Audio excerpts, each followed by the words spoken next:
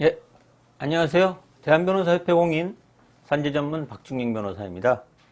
오랫동안 산재전문 변호사로 활동을 하면서 수많은 산재 사건을 다루었는데요. 그 중에서 재해 근로자분들이나 사업주분들에게 도움이 될 만한 사례들을 선별해서 박변의 산재 이야기라는 제목으로 동영상을 제작하고 있습니다. 오늘은 그 61번째 시간으로 과로로 쓰러진 경우의 산재 처리 절차라는 주제로 이야기를 해볼까 합니다. 이번 동영상에서는 과로로 쓰러져 중환자실에 입원하게 된 근로자가 근로복지공단으로부터 받게 되는 산재 보험급여에 대한 상담 내용을 정리해 보았습니다.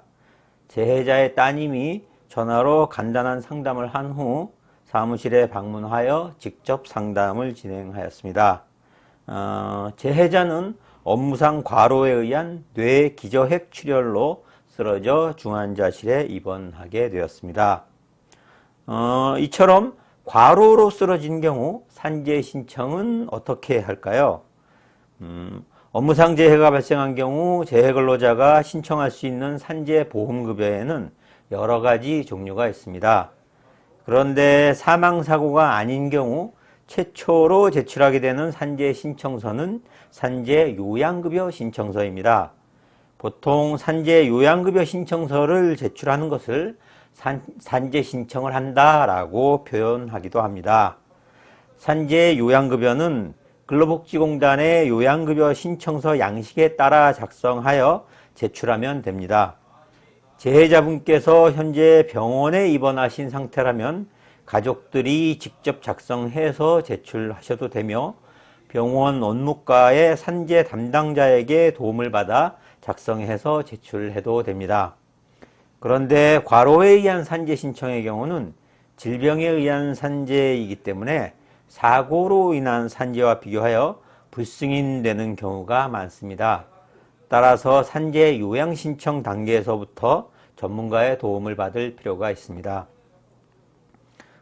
산재가 승인되면 어떤 보험급여를 받게 될까요? 우선 산재 요양급여를 받게 됩니다.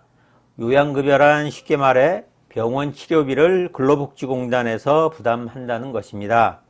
따라서 요양급여의 경우에는 특별한 경우가 아니라면 근로자에게 직접 지급하지 않고 치료를 담당한 의료기관에 지급됩니다.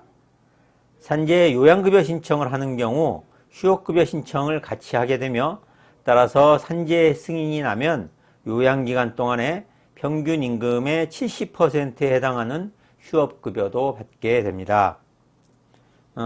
그러면 입원 기간이 길어지면 퇴직 예정일 이후까지도 계속해서 휴업급여를 받을 수 있을까요? 휴업급여는 근로자의 퇴직 예정일과 관계없이 지급됩니다.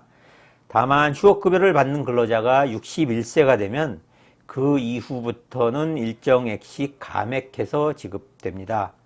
그런데 요양급여를 받는 근로자가 요양을 시작한 지 2년이 지나도록 치유가 되지 않고 중증 요양 상태가 계속되는 경우에는 휴업급여 대신 상병보상연금을 지급하게 되며 상병보상연금은 장애 등급 1급에서 3급까지에 해당하는 지급한 액수와 같습니다. 그러면 요양급여와 휴업급여 이외에 받게 되는 보험급여는 없을까요? 재해자가 입원해 있는 동안 간병이 필요하면 간병급여를 신청할 수 있습니다. 또한 재해자가 완쾌되어 퇴원하게 되었으나 신체에 장애가 남게 되는 경우에는 장애급여도 신청할 수 있습니다.